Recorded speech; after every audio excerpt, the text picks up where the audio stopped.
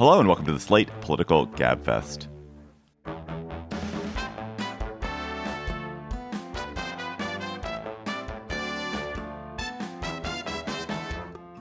August 10th, 2023, the Abortion Rights Win at the Polls edition. I'm David Plotz of CityCast. I'm in Vermont. I'm away from D.C. at the moment. And other things are different, too. I am joined, of course, by Emily Bazelon of the New York Times Magazine in Yale University Law School from New Haven. Hello, Emily. That is not different. Hey, David. John Dickerson is on vacation, but no matter, because we are joined by one of our favorite guest hosts, Juliette Kayyem. Juliette is a Harvard Kennedy School scholar. She's a CNN national security analyst. She's a contributing writer at The Atlantic. And she's the author of The Devil Never Sleeps, which we'll be talking about later in the show.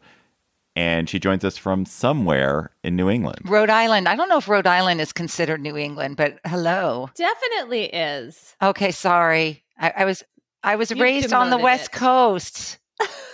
I don't know these things. This week on the Gabfest, how big a deal is the defeat of Issue 1 in Ohio? Then, would a Trump trial be disastrous for the nation? Then, weather catastrophes everywhere you turn. Juliette will give us wisdom about how to prepare for inevitable climate chaos and adapt to it. Plus, of course, we'll have cocktail chatter.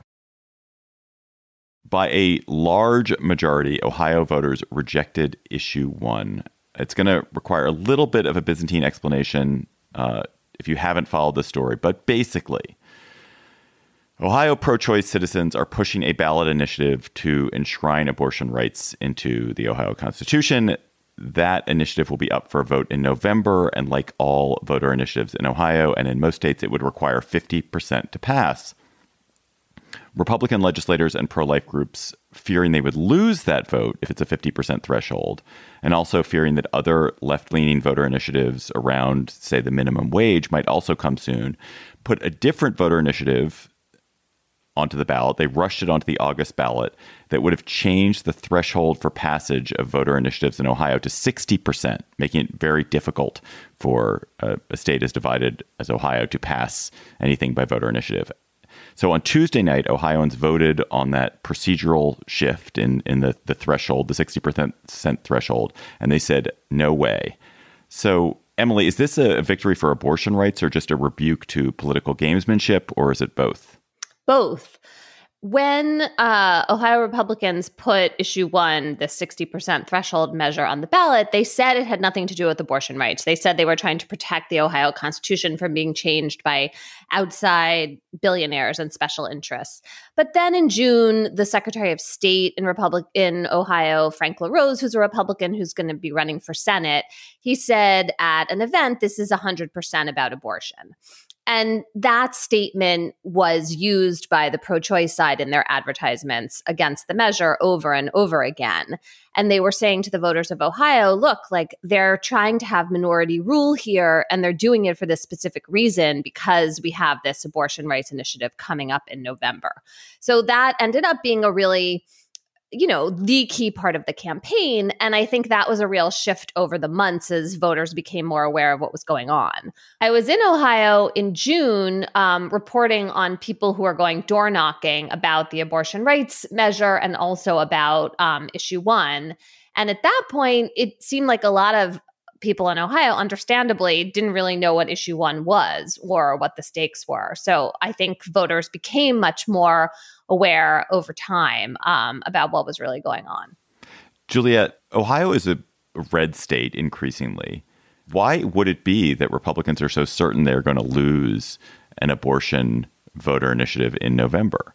Because they've lost a lot of abortion initiatives since the Dobbs case. I mean, this is just the growing realization by the Republicans, which was absolutely predictable, that Dobbs and its sweeping language was not desirable by lots of people, not just Democrats, but independents and even Republicans, as we're seeing in the exit polling in Ohio.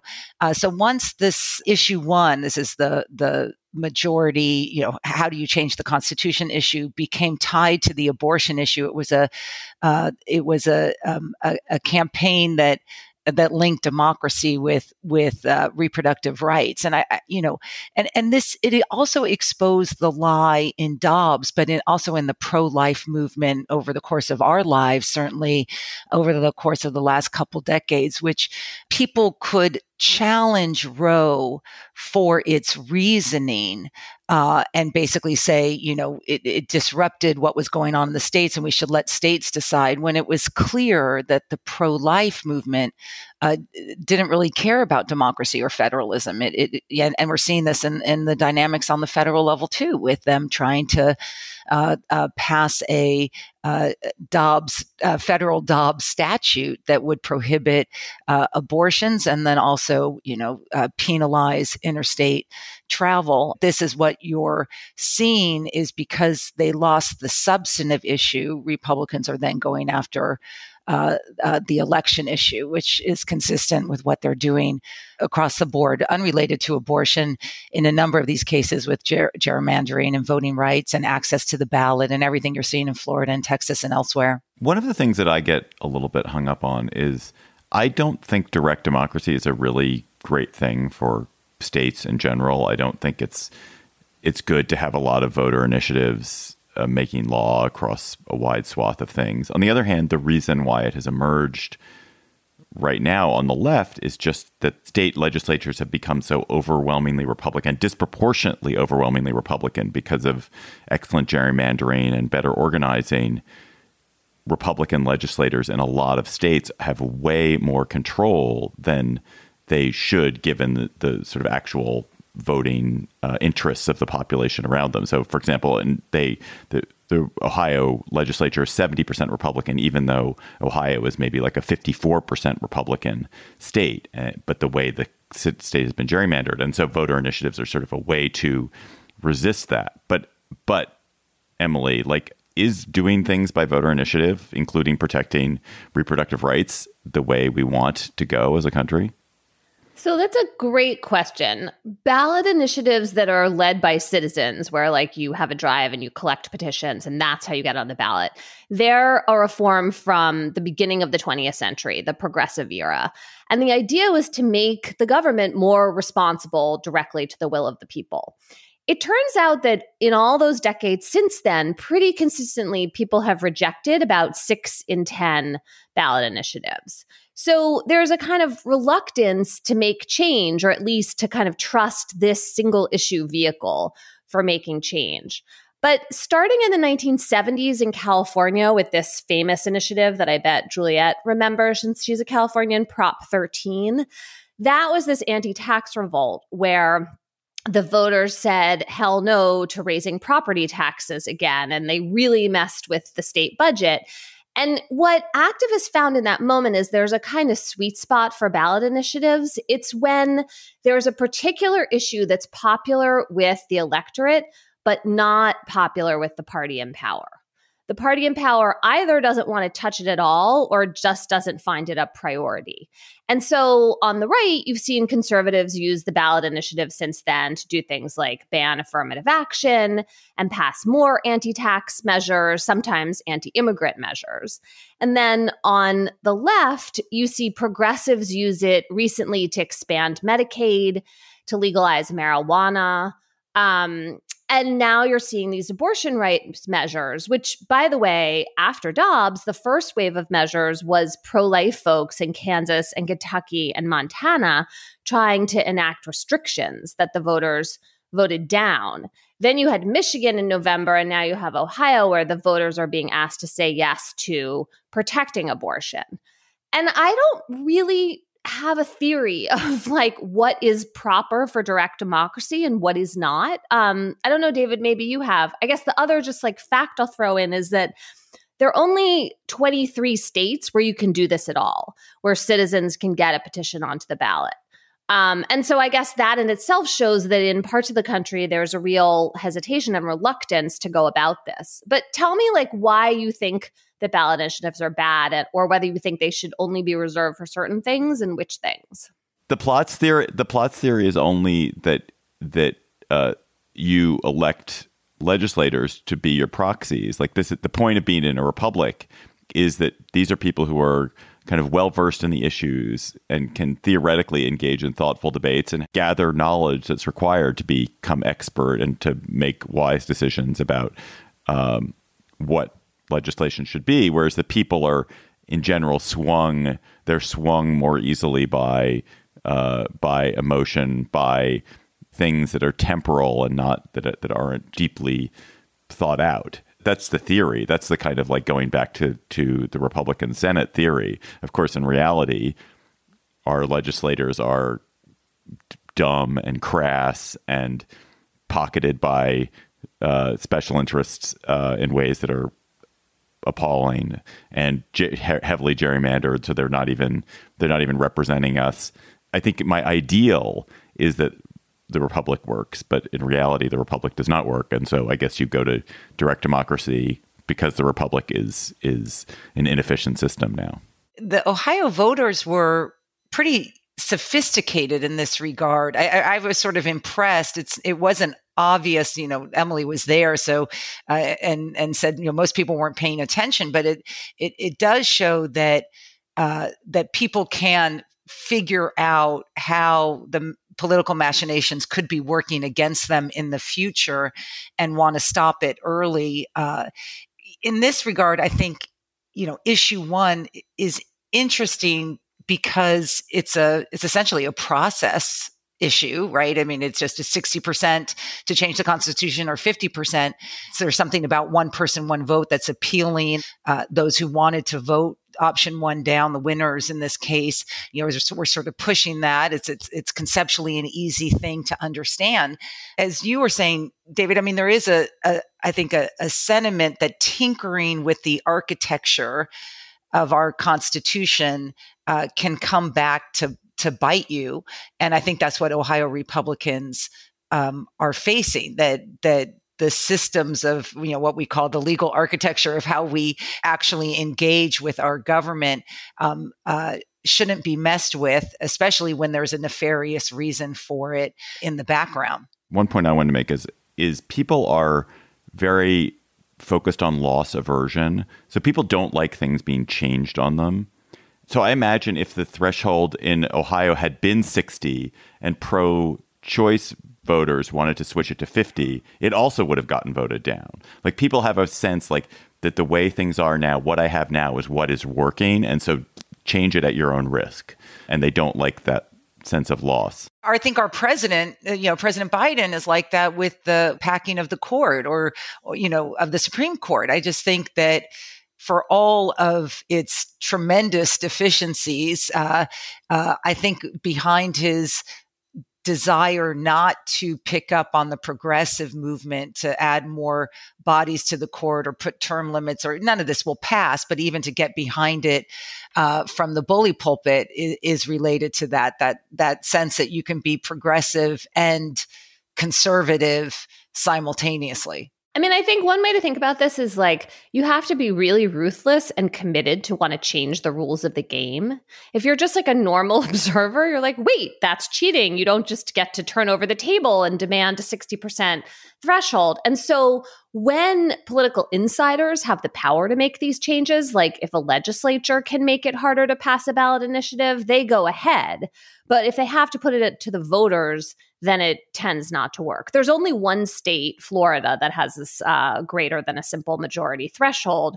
But there are many states in which legislatures have tried to make it harder to collect signatures, like up to the number or the number of counties they've had to come from, or just done other things to raise the bar to actually getting the initiative onto the ballot in the first place. I think Arizona also voted to raise the threshold for tax initiatives to 60%. So if you want to, yes, you're right, just to tax increase related taxes, yes, good point. In Arizona at 60%. Final question here, looking forward to the general election. One point that some observers are making is that while this, in general, while the activism around reproductive rights in general seems to be benefiting Democrats and benefiting the left at the ballot, there are reasons to think this may not matter so much in the general election.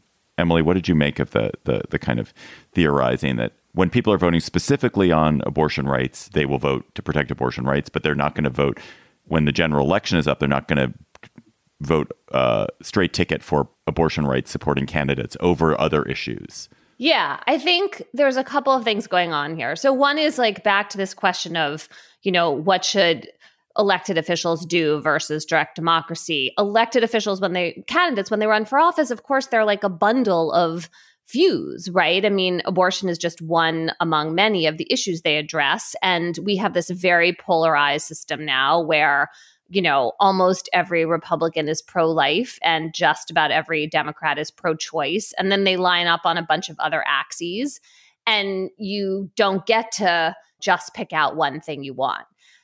And that would be the argument in favor of what you just said, that, people are still going to back Republican candidates if they have other conservative views, and they'll kind of set their disagreement about abortion to the side. On the other hand, there's been this interesting phenomenon so far in Michigan in November 2022, where Republican pollsters I talked to really credited their abortion rights ballot measure with lifting Democratic candidates and changing control of the state houses in Michigan and helping Gretchen Whitmer, although she won by a lot. So it probably wasn't the determinative factor. She's the Democratic governor in Michigan. And what they were saying was that it boosted turnout among voters who are likely to vote for Democrats. And so in 2024, there may be ballot initiatives that go up about abortion in states like Florida and Arizona, Missouri, possibly one of the Dakotas. People are working on initiatives in those places. And in 24, that could threaten Republican candidates in those states. We'll have to see. Do you want to hear more from us after this episode? If so, stick around for our bonus segment. Today, we're going to be talking about that wild, pretty depressing Montgomery boat brawl. That segment is just for Slate Plus members. So if you are a Slate Plus member, thank you. Because of your support, we've been able to keep the Gabfest chugging along for so many years. If you are not a Slate Plus member, we would love it if you sign up. You get bonus segments every episode of the Gabfest, as well as on many other Slate podcasts. You get special discounts on live shows, no hitting the paywall on the Slate site, much more as well. So if you're a member, thank you. If you're not a member, go to slate.com/Gabfest Plus to become a member today. That's slate.com/Gabfest Plus. This episode of the Gabfest is sponsored by GiveWell. If you donate to charity, you probably wonder how much of an impact your donation can actually make, because it's really hard to find information about whether a donation can do good, let alone how much good it can do. But if you are interested in making a meaningful difference for some of the poorest people in the world, check out GiveWell. They research evidence-backed high-impact giving opportunities and share their work with everyone for free. GiveWell has spent over 15 years researching charitable organizations and only recommends a few of the highest impact opportunities they found.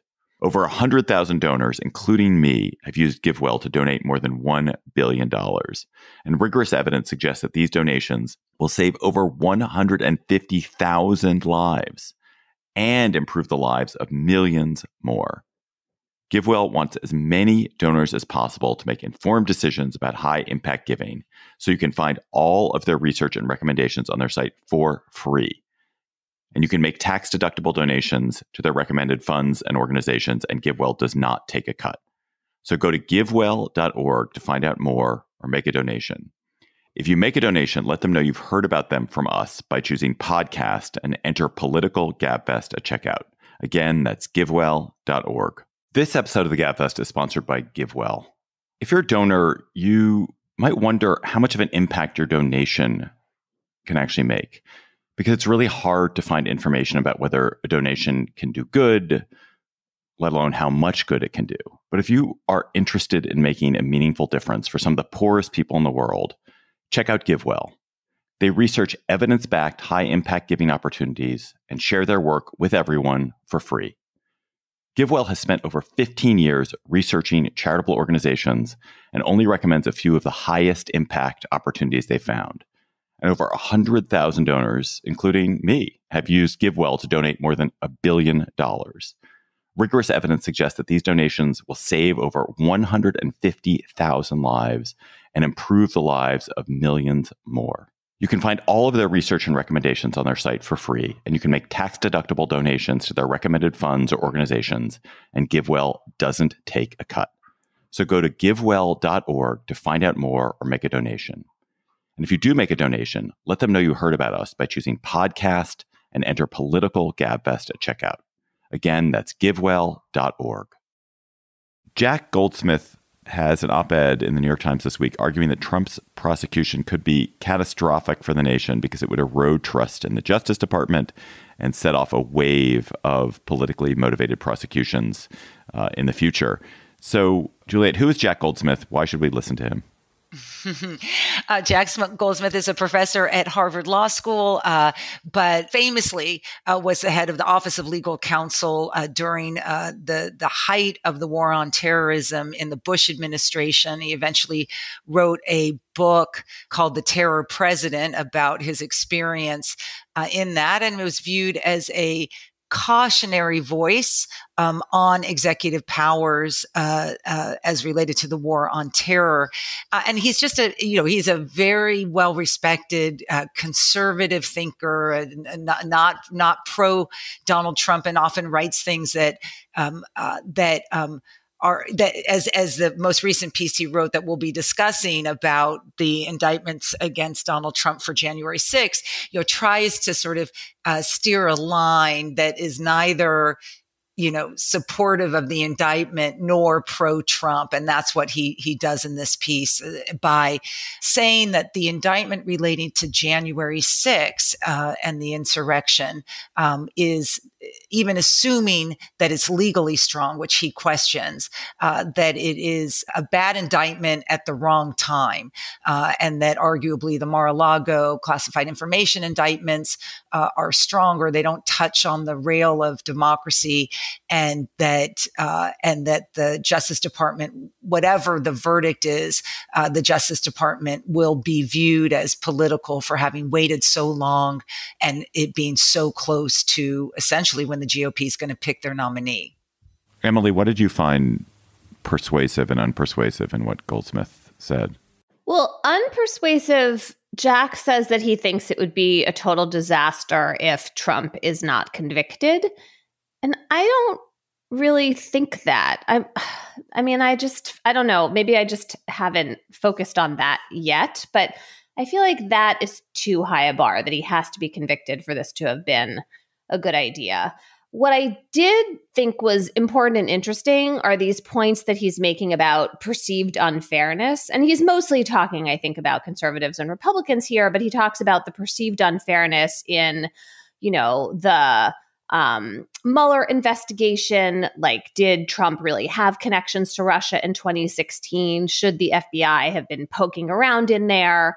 The origins of the Steele dossier as coming, having some connection to the DNC and to the Hillary Clinton campaign. And then he talks also about perceived unfairness in how Hunter Biden has been treated and these whistleblowers who've come forward. And I think what's important here is, like, whatever you think of the merits of these arguments, a lot of people have these beliefs. And obviously that's like a Trumpian point to make, right? Many people say, many people think.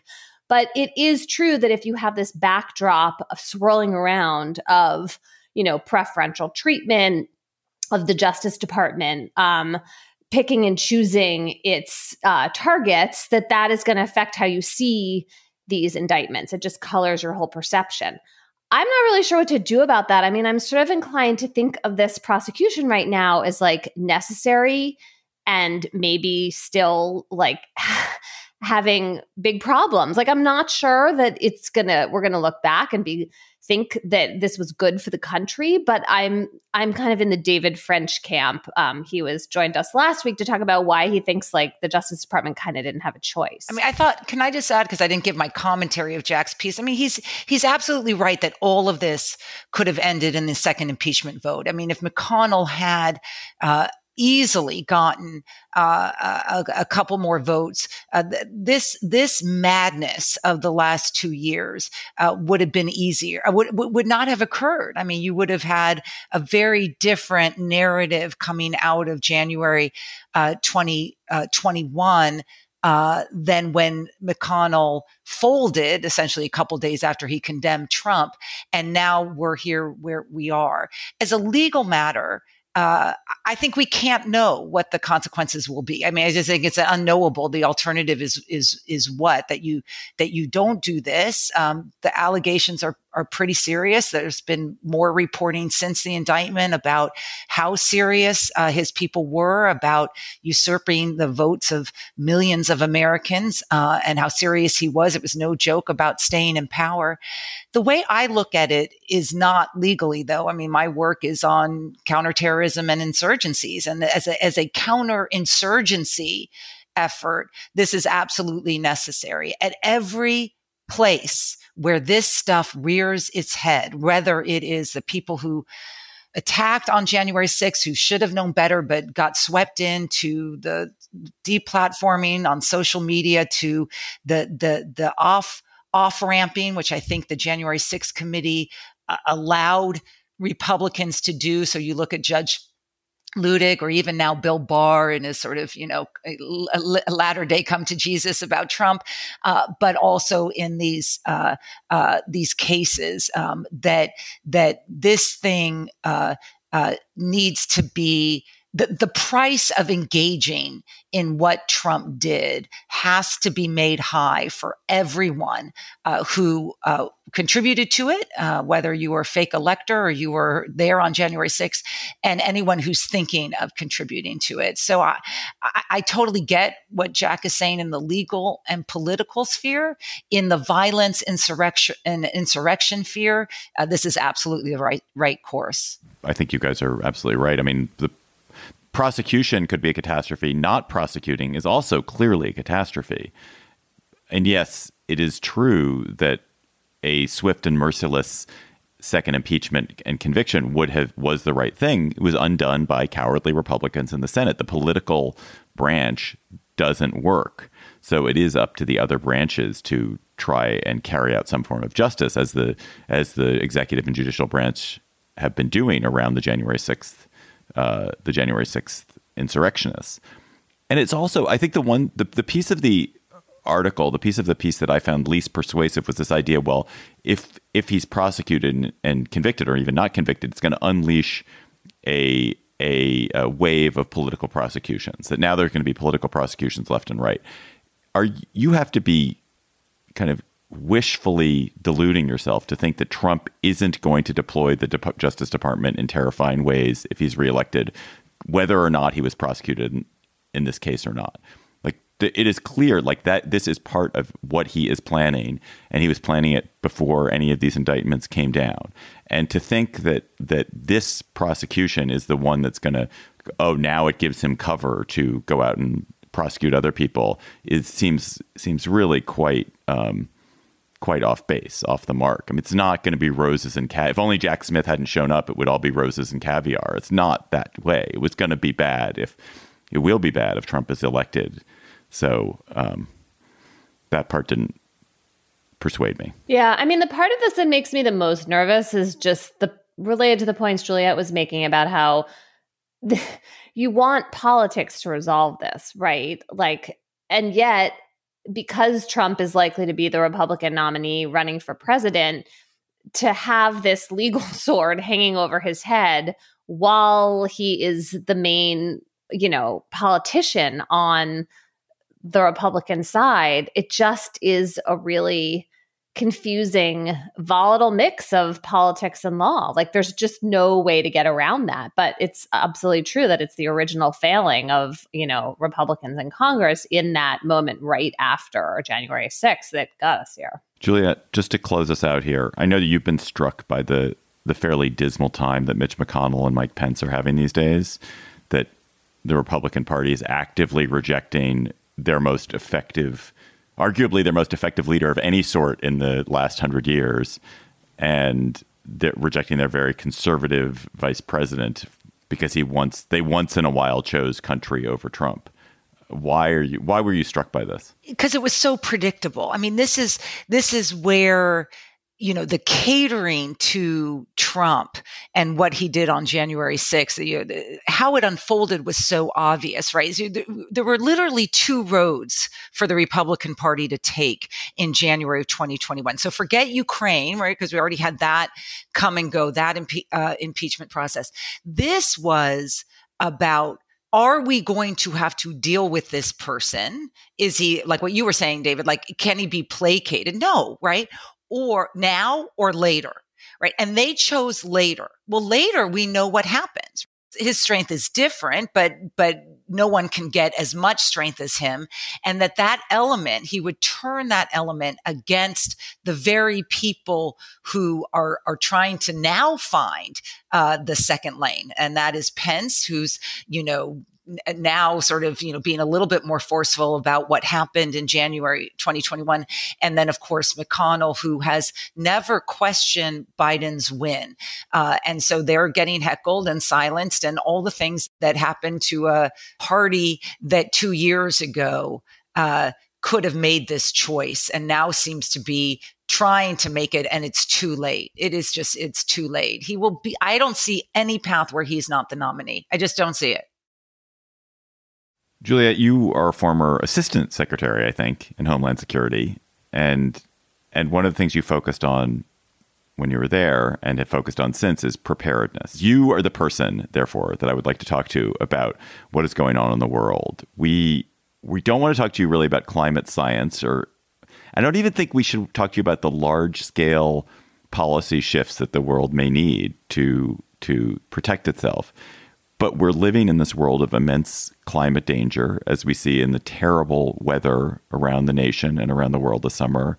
Hawaii is on fire with scores of deaths on Maui, smoke from forest fires poisoning lungs, record heat waves and misery across the South, catastrophic flooding in Alaska and right where I am here in Vermont, droughts, scorchingly hot ocean temperatures. We have to live in this world that is rapidly changing.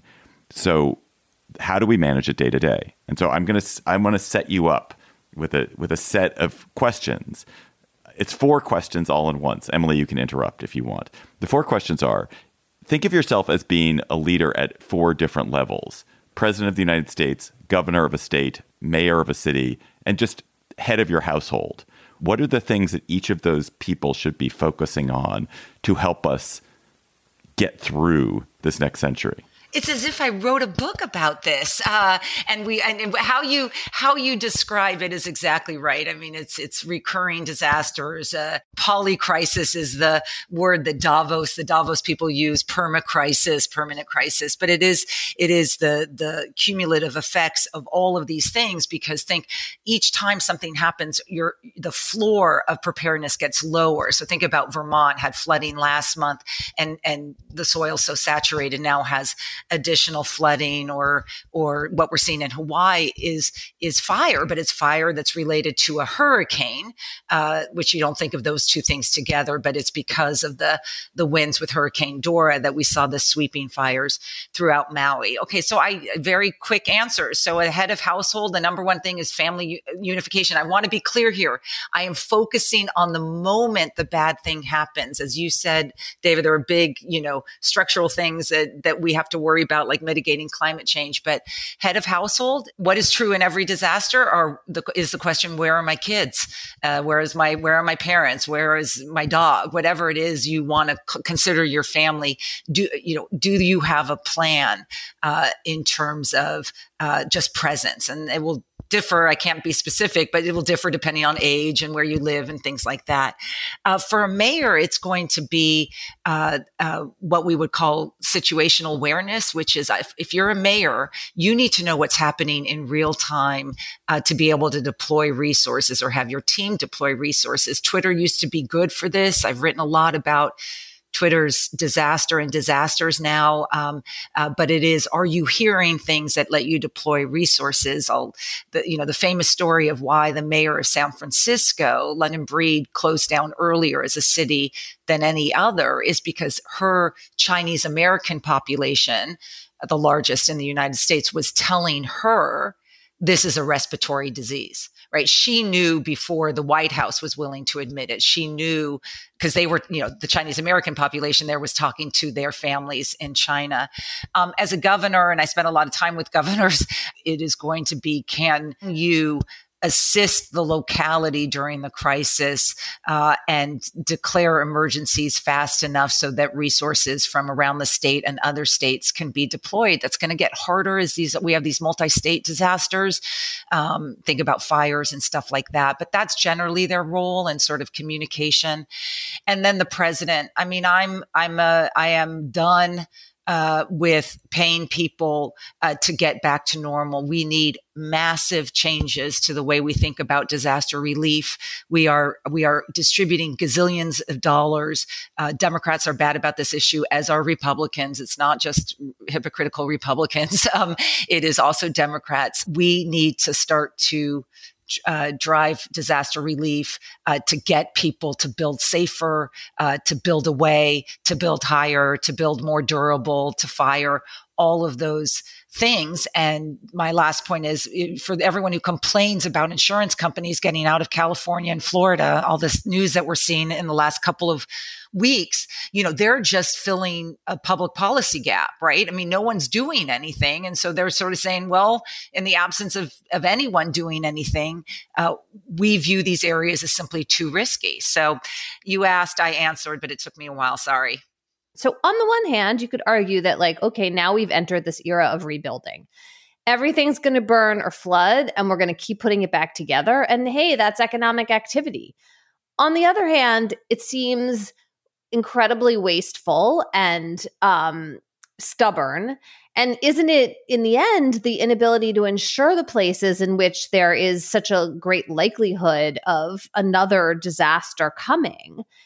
Isn't that reluctance to insure going to be the thing that actually changes people's behavior, since it's really unlikely that we're not going to have FEMA anymore and emergency relief from the government? I think that's, I'll just interject. I think that's right. I mean, I think the insurance companies everyone says, oh, they're the canary in the coal mine, and we're sort of focused on them. And it's like, well, let's look at the coal mine. I mean, it's the coal mine that's the problem. That we're just, the insurance companies are just relating a way that we've built that is just not sustainable. What are the other effective market forces that cause better behavior? So insurance, possibly insurance is one of them. Are there others that you can think of? Everyone's to blame. So, and California is so interesting. I'm working on a piece on California. Here it is, a absolutely blue state, barely a Republican Party left, on the forefront of climate mitigation and the green economy.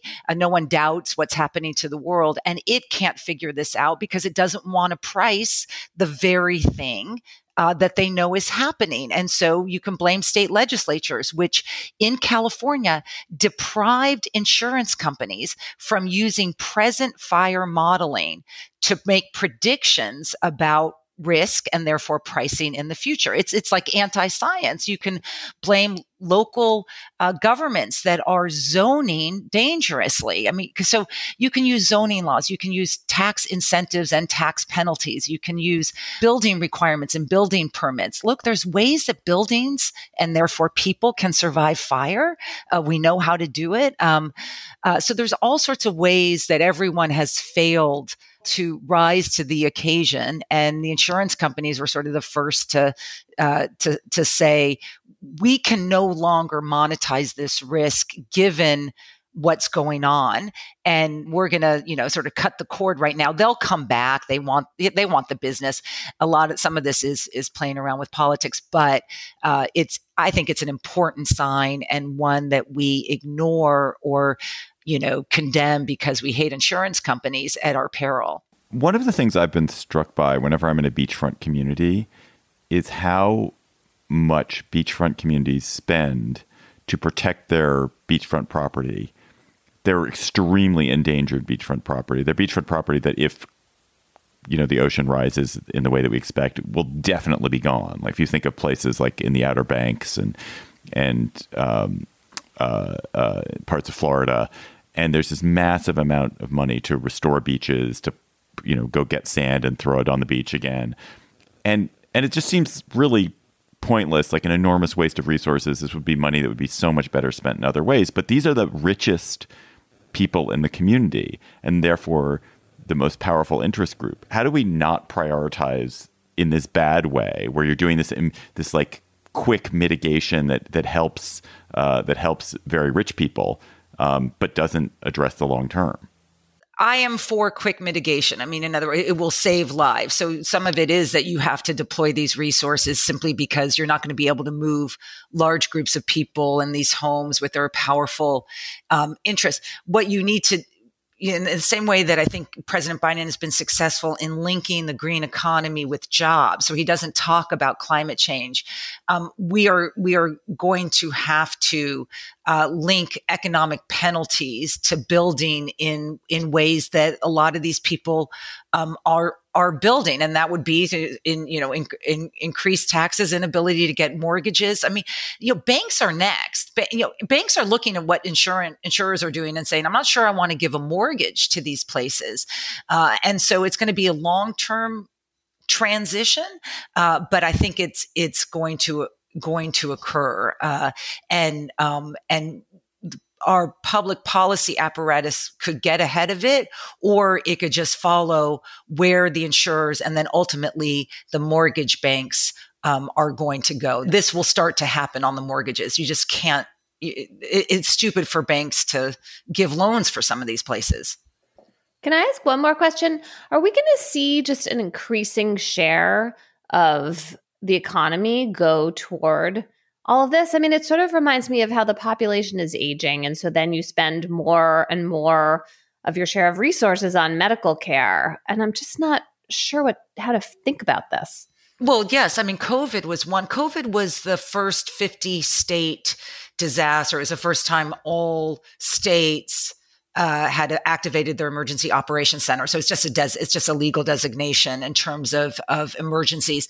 And what that meant is the entire disaster management framework and system, which relies on what we call mutual aid. In other words, if California's on fire, Massachusetts can send a bunch of firefighters over, could not hold. So we're seeing stresses in the mutual aid capacity because states simply can't help other states, and countries simply can't help themselves. So if you look at Canada's wildfires, they're bringing firefighters from South Africa and Australia because the United States said we simply can't send anymore because we need to keep some people here. So we are stretching those capacities. That's why you hear a lot about not whole of government response, but whole of community response. Think of private sector and community groups and others that are trying to find ways to protect themselves during these harms. It's not going to be enough. And we will have what we call, unnecessary losses, or what the Haitians call stupid deaths. These are deaths that did not need to occur, but because the resources did not get delivered, people die, say after the hurricane or after the fire, and we will see an increase of those. So we are, we have been stretched. We still have ingenuity and capacity, but it's hard. I mean, and it's going to get harder.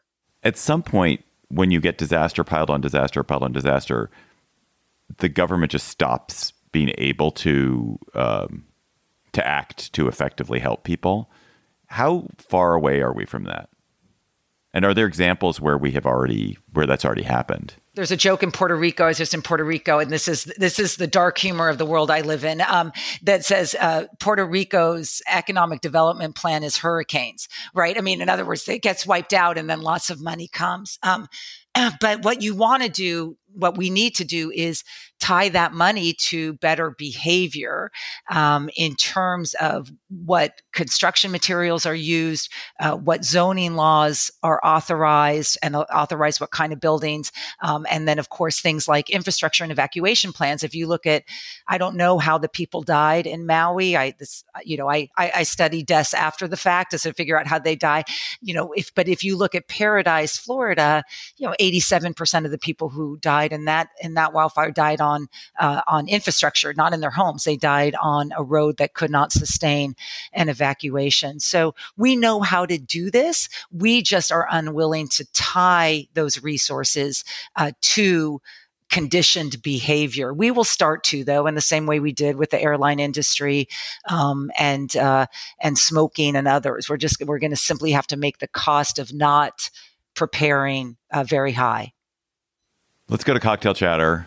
That was really depressing. That was so depressing that you would definitely be having an extremely. I ended with we know what to do and we have the capacity to do it. Okay, then you've done a great job. You've just done a great job rescuing people, and you're kicking back now on your porch. You've rescued 17 people. You didn't even need to rescue them because the infrastructure was built, so you didn't even have to go out and rescue them. So you've been drinking all day. You've been sitting there drinking all day on your porch, Emily. What are you chattering about? I am really struck this week by a story out of Florida. Ron DeSantis suspended the state prosecutor in Orlando. He said that she was incompetent and neglecting her duty. Really, he just doesn't like the way she's exercising prosecutorial discretion. She was elected as a progressive. She's putting fewer people in prison. He's singling out a few cases that he thinks she mishandled involving violence. But, you know, she was elected by the people of Orlando. Doesn't seem like they have a problem with how she's handling her job. And this is the way that, you know, an important way that voters can address mass incarceration and, racial disparity and other injustice in the legal system. And Florida has this particular law that gives the governor power in some cases to discipline prosecutors or take cases away from them. But DeSantis is on, I think, some pretty potentially thin legal ice here. And there's a really interesting Twitter thread by Carissa Byrne-Hessek, who's a professor at UNC, about why DeSantis might be on thin legal ice in suspending this particular prosecutor, Monique Worrell. And there have been a couple of other prosecutors who've been cases taken away from them, or Andrew Warren in Miami was also exited from his job by DeSantis earlier. And what Carissa was saying was like, this case is different and trickier for DeSantis because Monique Worrell, the prosecutor in Orlando, had not ruled out prosecuting a whole category of cases. She was just like individually exercising her discretion in individual cases, which is her job. And so arguably, even with this, quite extreme Florida law that gives the governor so much power here, DeSantis may not actually get away with this one. We'll see. Juliette, what is your chatter? I'm thinking about our elders, and so we'll spend this minute just celebrating and reflecting on the life and then the death this week of Charles Ogletree, who will be very familiar to a lot of your listeners, a Harvard law professor, but who entered the national stage, well known before that, but entered the national stage as the attorney for Anita Hill during the Anita Hill Clarence Thomas hearings. Ogletree passed away. He had been suffering from early dementia for many years, but really was the leader of that generation of Black law professors, law students who became law professors after Brown versus Board of Education. Our understanding of law has changed because of that generation, but also that generation can seem a little less than progressive. I think they had tremendous faith in law and institutions, as Ogletree did, and in truth telling as a way to change things. I think things may not be as clear today, but I think at a time when everything can seem so negative and anti-democratic, spending a moment reflecting that our elders have been through much worse and grew up in segregated schools and still believed in American democracy and its ability to correct itself. My chatter, first a quick log rolling chatter, which is that CityCast DC, our wonderful local daily podcast and newsletter, Hey DC, are celebrating their first anniversary this month. And we're going to do a live event on August 28th at Sonny's Pizza in Parkview. We're going to have an anniversary party, and then we're going to have a live podcast tasting. Starts at 5 with a wine tasting, and then there's a taping at 6:30. And it's going to be great. I'm going to be there. It's going to be really fun.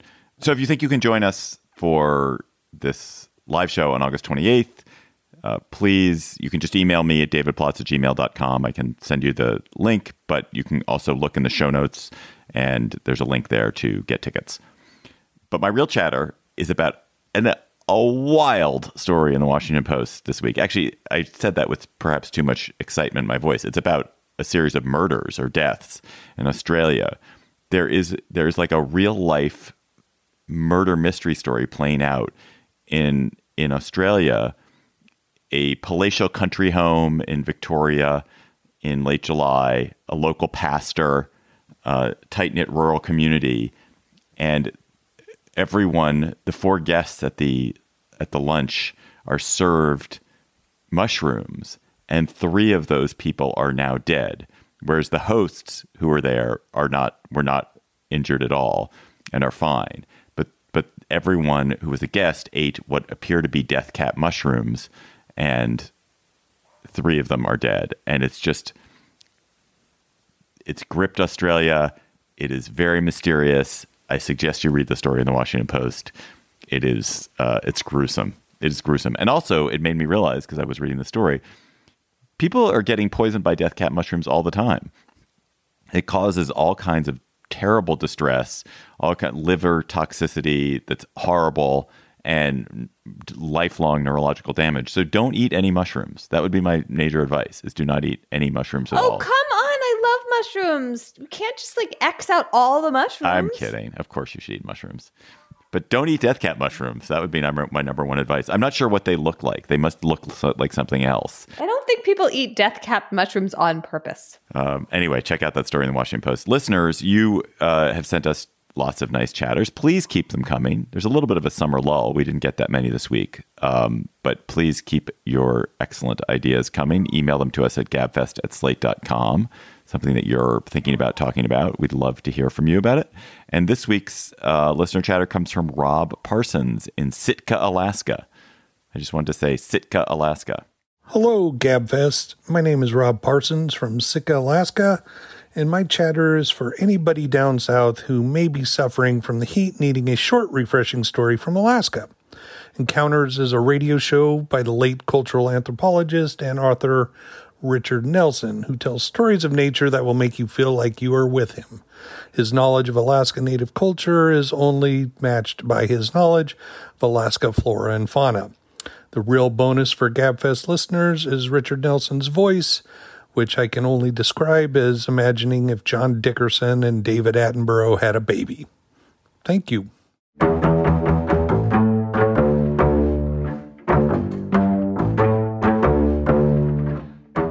That's our show for today. The Gabfest is produced by Shana Roth. Our researcher is Julie Hugan. Our theme music is by They Might Be Giants. Ben Richmond is Senior Director for Podcast Ops, and Alicia Montgomery is the VP of Audio for Slate. Please email chatter to us at gabfest@slate.com or follow us on Twitter at @SlateGabfest, where we still have a nominal presence despite the hellscape that is that platform. For Emily Bazelon and the ever delightful Juliette Kayyem, I'm David Plotz. Thanks for listening. We'll talk to you next week.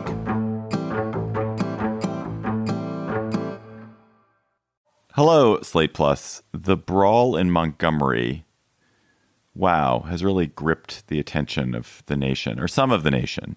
So if you didn't see it, there was an event boat, a kind of party boat, not exactly a party boat, but a party, think of it as a party boat, trying to dock at the dock in Montgomery. And the dock where the party boat parks was blocked by a small boat.